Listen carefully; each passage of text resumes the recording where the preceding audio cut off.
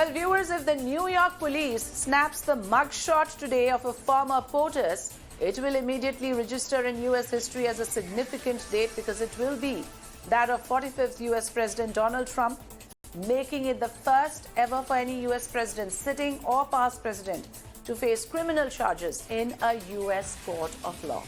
Donald Trump is set to appear before a judge in New York today to face charges over a hush money payment to an adult star after he was indicted last week by a grand jury over the scandal. It all started in 2006 when the real estate tycoon met adult film star Stormy Daniels at a celebrity golf tournament. Daniels later spoke about this fateful meeting, adding that the two had a sexual encounter. At that time, Trump was married to his third wife, Melanie. Fast forward to 2016, and Trump was the Republican presidential nominee. A newspaper owned by a Trump ally found out that Daniels was looking for bidders to sell the story about her relationship with Trump. Of course, this could be of course hugely damaging for Donald Trump, and therefore the need to silence her. So Trump's personal lawyer, Michael Cohen, allegedly arranged for a $130,000 hush money payment to Daniels, all in exchange for her silence about this 2006 meeting. This payment was revealed in a 2018 Wall Street Journal article, and that forms the basis for the charges that Trump will be facing today. However, Donald Trump has denied all wrongdoing. He claims that he's the victim of a political witch hunt. He calls it a political persecution. As president, Trump had little regard for tradition, but his historic indictment has pushed American politics into uncharted history and uncharted territory when it comes to the next presidential elections. Now, Trump can and he mostly will pursue his 2024 White House campaign despite facing criminal charges. So what happens next? Donald Trump has flown into New York today to surrender, in all likelihood, to the authorities. He's expected to be fingerprinted, may also have a mugshot taken on Tuesday at a Manhattan courthouse. Heavy security has been put in place around the courthouse as Trump supporters throng the area in thousands. Following his booking, Trump will be arraigned before Judge Juan Merchan. This means he will be presented with the charges and enter a plea. The judge may then set conditions for his release and schedule the next court date. The next big question is, will the 45th U.S. president end up in prison? We'll talk about that. The criminal charges against Trump are unknown, but is it likely that he will end up in jail? We'll talk about that as well. Now, Trump is a high-profile defendant. He's a former U.S. president, so authorities will usually try to avoid the spectacle of such an arrest. Will they then try to negotiate an amicable surrender? We'll talk about that as well. Undoubtedly, there is global attention over this. We will see Trump, walk out in handcuffs was one of the frequently asked questions about this entire episode. Will we see a mugshot of the 45th president of the United States? All of this in the realm of possibilities. What is certain, though, is that this is an extraordinary moment in American history. So let me introduce our panelists this evening. Joining me here on the program, Jasdeep Singh, advisor on diversity to Donald Trump; Anil Trigunyat, former ambassador; Ray Locker, journalist and author; and Mishi Chaudhry, lawyer. In fact, we have three guests joining us from the United States, and of course, Ambassador Trigunyat joins us from Delhi. I want to begin with you. Very good evening, first of all, to all of you, and thank you for joining us here on Beyond the Headline. Jasdeep Singh, I want to begin with you with this question on what is likely to happen from here on. I read out a couple of possibilities, but I want you to throw more light on the process, on the procedure. What is the line of action planned for today?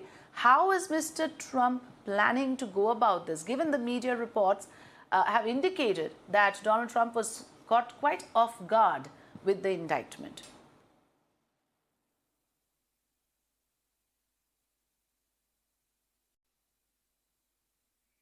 You will have to unmute yourself. We can't hear you, Mr. Singh.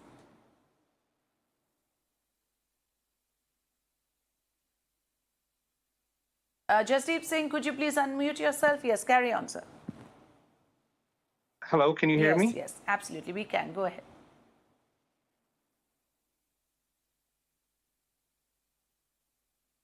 No, we are not able to hear Jasdeep Singh at the moment. Could you please fix your audio while I move to my other guests then? Could you please just fix that audio, Jasdeep Singh?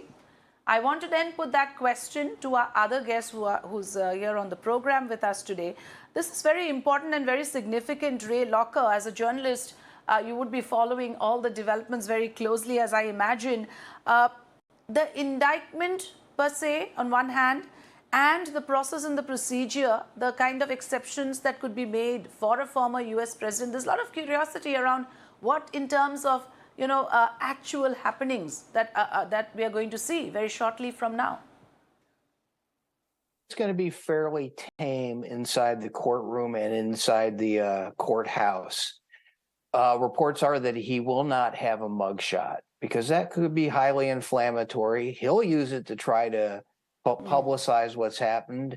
His opponents will circulate it around, and I think the Manhattan District Attorney doesn't want to have that happen. He will be fingerprinted. He will probably not be handcuffed. Again, that would be inflammatory. And there's no real reason to handcuff him unless you're trying to humiliate him.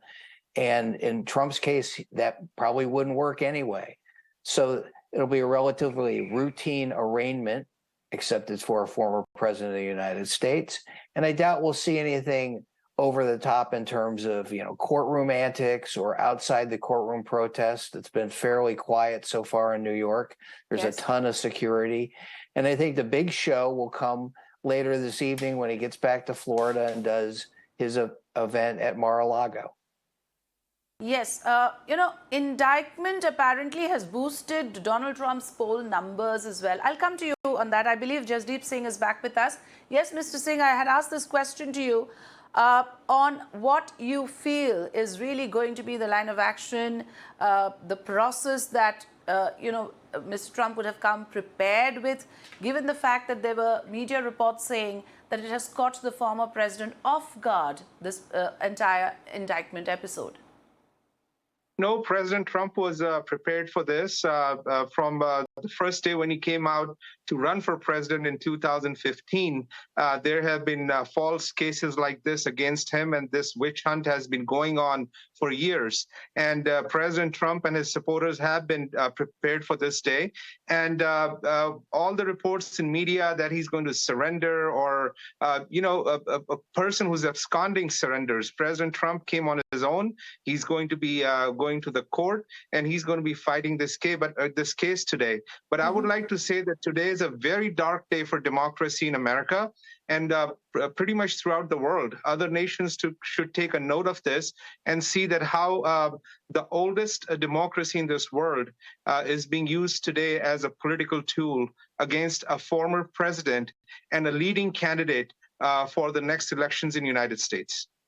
All right, those are strong words. Mishi Chaudhry, could you respond? Because, yes, we have heard, arguments about how this is political persecution.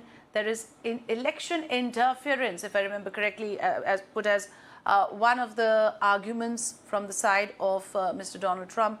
What is your take on the legalities that are involved here and what could happen next? So it is definitely unprecedented, but unprecedented is a word which has been used so many times with this president that we have actually lost about what it means to be in a democracy. I would say right now it is about indictment, and arraignment would happen as just the regular process would be followed. The judge would read out the formal charges. The charges are going to be made public. We will all exactly know what the details of the case are.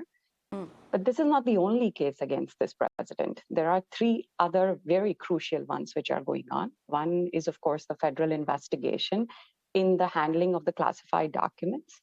The other is about election interference, which is about democracy itself.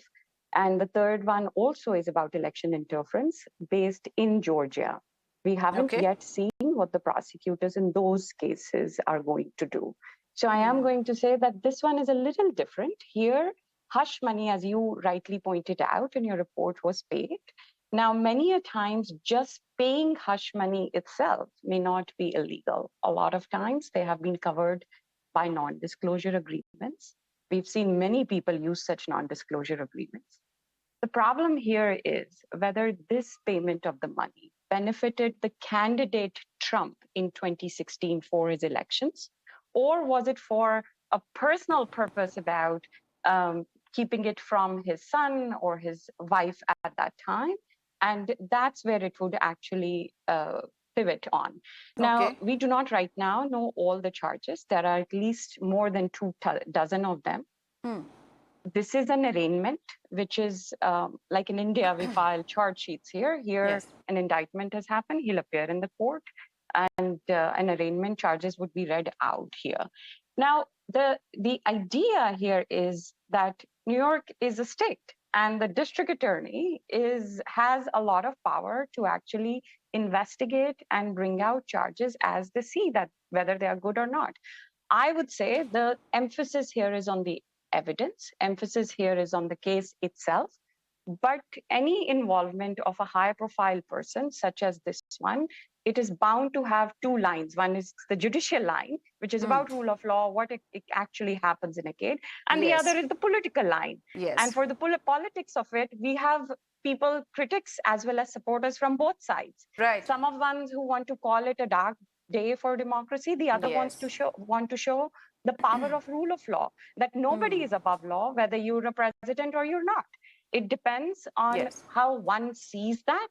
However, the statements that are coming out in terms of how it will be used for the upcoming election campaign, the 8:15 appearance, which ex-President Trump has already scheduled at Mar-a-Lago, it will also tell us a lot about how this is going to be utilized by this campaign for gaining political mileage and advantage out of it. So a lot is unfolding.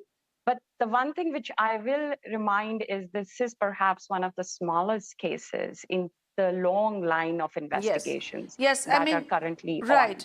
A number of other cases as well, like you mentioned, the mishandling of government documents, the Georgia election interference, 2021 Capitol Hill violence, sexual assault defamation case, and tax fraud, among the others.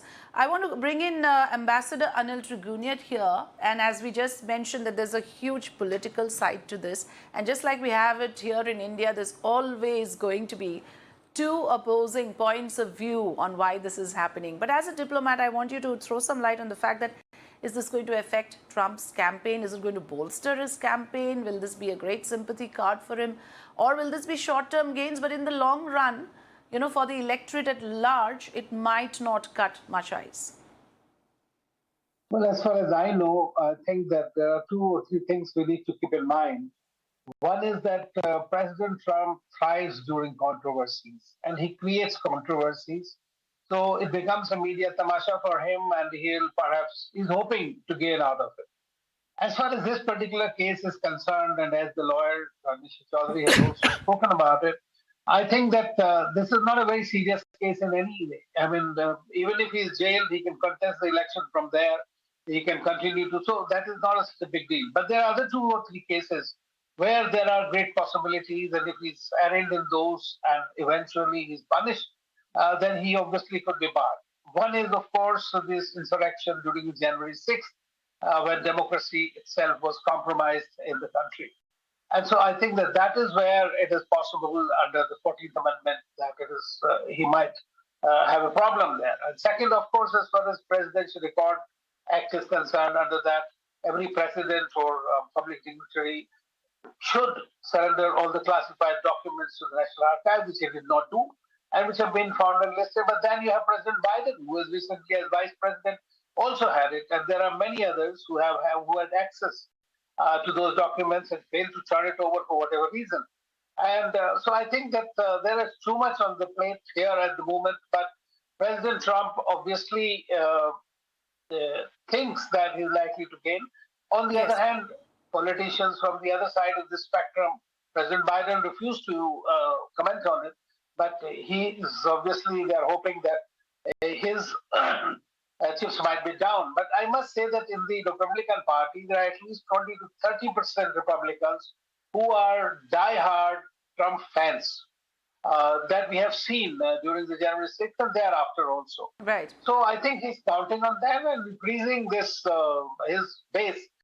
because see, the problem is that the Republican leadership, the others also, are also hoping that Trump somehow gets down so that they can continue to count The on other their own competitors, yes. So, insofar as the primaries is concerned, Ray Locker, do you believe it will shake up the GOP presidential primary to a certain extent, Mr. Locker? Also, please respond to Jasdeep Singh when he said that there's malified intent in all of this.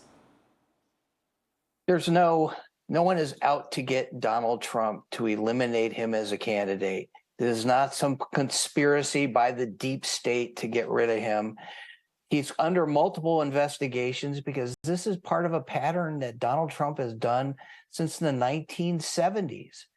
You know, his own party knows it. His own party's leaders will tell you off camera what they think about him and then say something on camera, because as we've seen in this Dominion lawsuit against Fox News, they're terrified of his supporters.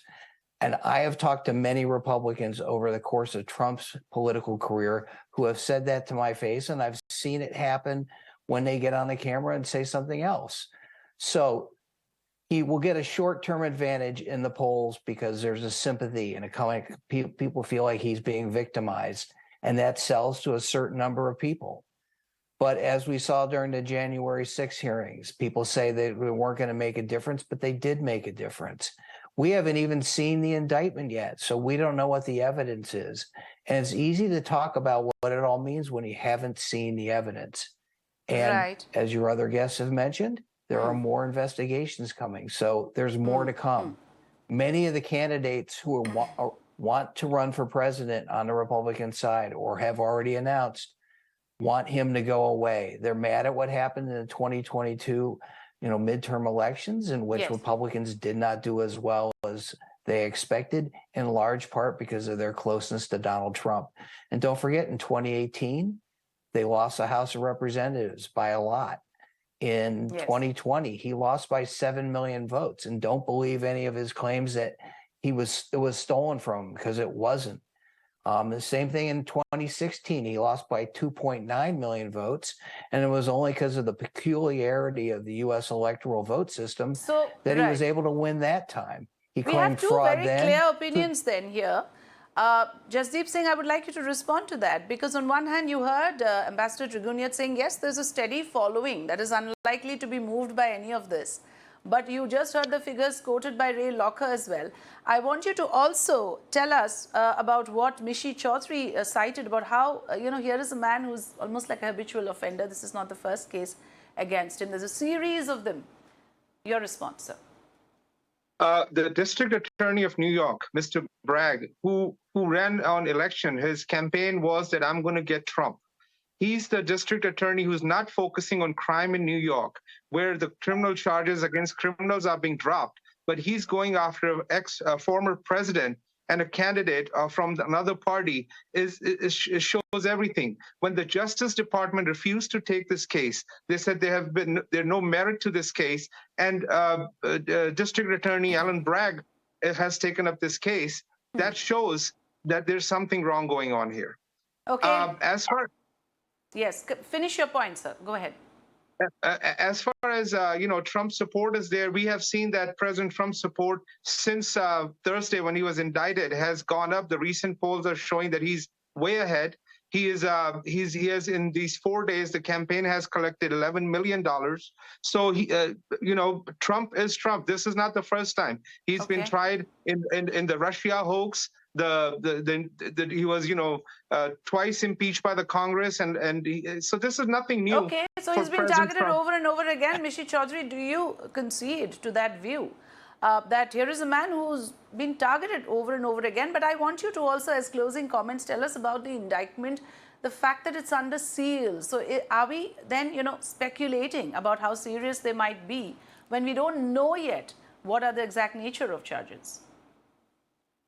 I'm going to say is that people who live in New York and people like us who actually practice in New York have been very familiar with Donald Trump's tactics of attack and delay. And he's an habitual litigator in that sense. And of course, once you become the president, the political equation does change. And that's why all of these claims are being made. That doesn't take away from the fact that a case is there and rule of law does prevail. Companies of the Trump organization have been going and doing certain things. This claim about Alvin Bragg that he won election on the basis of this is incorrect, because Mr. Bragg, who was a former federal prosecutor, Yes. actually campaigned on a pledge to balance public safety with fairness for all defendants. And He's an African-American person. Right. He did not even actually discuss this part. There were other candidates in this race who had been talking a lot about what is going to happen from Manhattan District's office A here. quick response So he from, is going yes. to... I'll take a quick response on this because this is important, Jasdeep Singh. Mr. Bragg Yes. was actually a close Trump ally who has now, yes. No. He was never Trump ally. He's funded by George Soros, right, who but wants Oh, democracy. for the love of God, that's just again, not an true. But let me tell Okay. you one This thing. is That Ms. just Chaudhry's not- statement, this No, Ms. no. Chaudhry's thing statement about that, Mr. that he's Bragg, from New York about Mr. and Bragg. nobody likes Trump in New York confirms I did not that say President that. Trump is I not did going to not get a say fair that. trial in Manhattan, I did because not Ms. Chaudhry say- I just did said not that people who say live that. in New York I never said know that. Trump's tactics. So he will not find a partial, Knowing unpartial tactics- jury there. The jury is Democrat, the Mr. judge Singh- is Democrat, and the attorney general is the DA is Democrat, and they are all going to go after him whether he has committed any crime or not. Mr. Singh, putting words in my mouth actually does not make for a very strong argument. I never said liking. I said familiarity of people who actually know what court cases have been filed. If you would actually also understand, jury is not political. Jury is how jury selections are made. They're not about politics here. Mr. Trump himself said he would actually like to be in Staten Island, another borough of New York. He has been operating. His family lives there. So please don't try to put words in my mouth. And I think an argument can be made if on merit itself. Okay. What I am trying to say about Alvin Bragg here was, I never said about ally also. I said he did not ever campaign on the fact that he's going to bring charges against the Trump administration. He inherited What this does case. get Trump mean? That He is said, a I'm going to fact. get Trump. And What does the that mean? fact about Get Trump. His campaign No, was he get Trump. inherited. What does that mean? No, his campaign was never get Trump. That's what I'm saying. Please go and look up what the campaign actually said. I want He had you to said please about look up. leniency to That's defendants about what his low-level campaign crimes. was. Get Trump. This is not. You Okay. can make up. We will have to facts, leave and it I at think other that. I people think can- I allowed both sides to make your points here, but a lot remains to be seen on what happens ahead, and we will have, of course, more discussions around this. I would like to thank all my guests for joining us, for participating in this very interesting conversation. Thanks a lot, and thank all my viewers as well for watching. Thanks a lot.